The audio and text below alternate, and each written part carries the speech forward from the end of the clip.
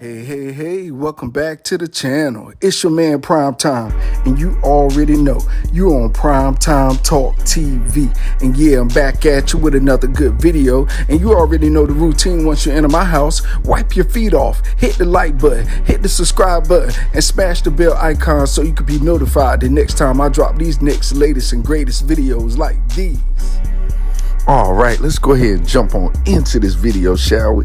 How about that fight last night? Well, it was a bunch of fights last night, but let's start this session off with Keith Thurman and Mario Barrios. Man, it was a lot of speculations into this fight. I was even speculating on my end. I was thinking maybe Mario Barrios would probably edge out with a few points on the scorecard because Keith Thurman would probably be gun shy, but it was the total opposite. Keith Thurman came out blasting. You hear me? He came out throwing power shots. He came out throwing left hooks like crazy. He even worked the body on Mario Barrios. Wow, shocking to me. Even though Mario Barrios had a very good crisp jab, it was a little bit of back and forth, but it was more power shots from Keith Thurman that really kind of shook me up a little bit because I wasn't used to seeing him do that. But anyway, he basically had a very, very good camp because Keith Thurman fought very valiantly. He even hit Mario Barrios with a shot that left him stumbled a little bit a couple times, and but he couldn't get him out of there. He couldn't get him out. He tried his best to get him out of there to make a statement, but he didn't do it. And if you look at Mario Barrios' face, man, he was brutalized. That nose, man. I mean, I know Gervonta Tank Davis knocked him out, but boy, he didn't brutalize him like that. And I tell you what, Mario Barrios, hats off to him for stepping up in the 147 and fighting in the welterweight division. That was his first fight in the welterweight division. That was a huge step up fight for him, but he came short. And he's definitely going to be at 147. He said that's going to be his natural weight that he's going to stay at. I commend him for it. That is a very stacked division. I wish him all the best. Maybe if he wait his time out, because I think he's only 26 years old. So he has some time. He has some time left. With that being said, though, Keith Thurman, man, look, man, you're not ready for Terrence Crawford, and that's being nice. You are not ready for a Terrence Crawford.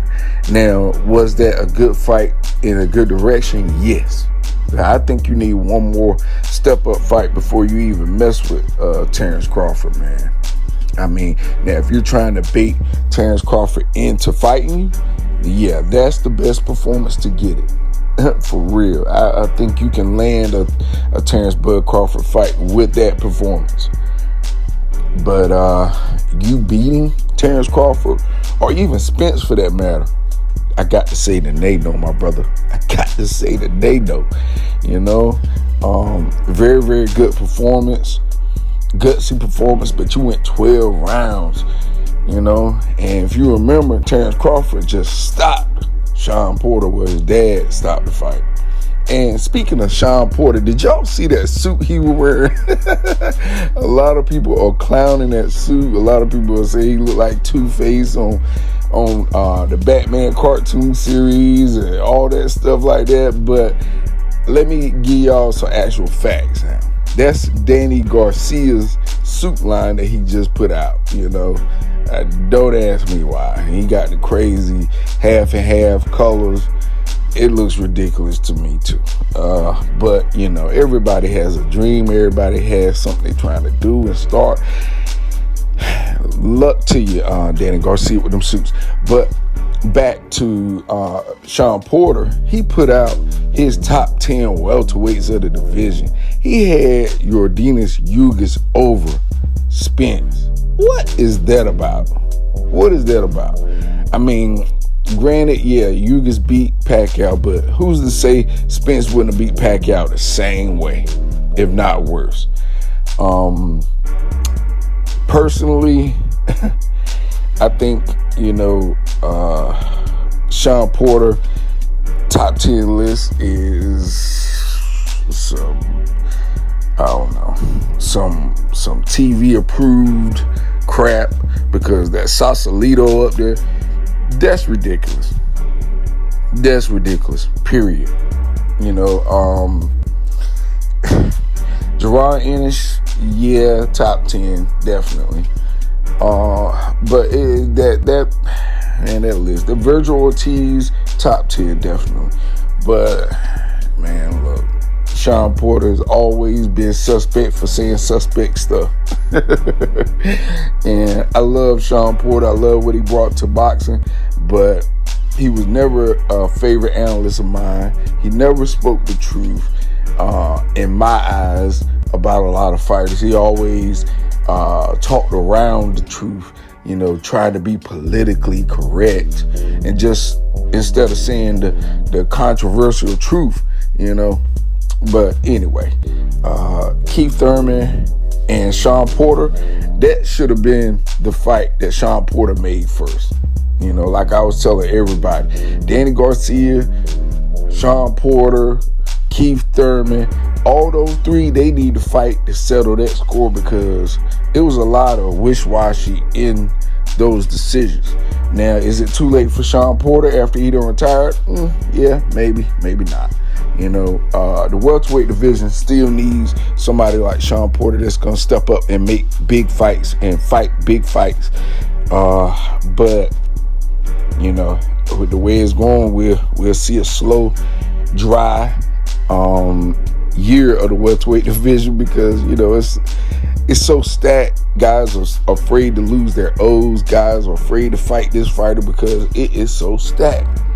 Any of those guys could lose to any of those guys on any given night, in my opinion, because the welterweight division is so closely stacked. But there are other fighters that stand above the rest, period. That's Terrence Crawford. That's Earl the True Spence, because those two have fought the best, beat some of the best. Well, Terrence Crawford, you got to argue about his line of competition, but the way he stopped Sean Porter, the way he stopped Jeff Horn, those welterweights like that, it lets you know that, look, don't be talking about, oh, he's not the right, he's a small welterweight. Yeah, right. A small welterweight with a whole lot of experience and a whole lot of ring savvy and a whole lot of savviness to be able to put somebody out. So, the best switch hitter in the game, in my book. We know Terrence Crawford did his lawsuit. Keith Thurman definitely pointed that out, but he said he's willing to fight the champions. So we'll see if Keith Thurman can land any of these big fights out off of that performance. Not too sure what is going to become of that.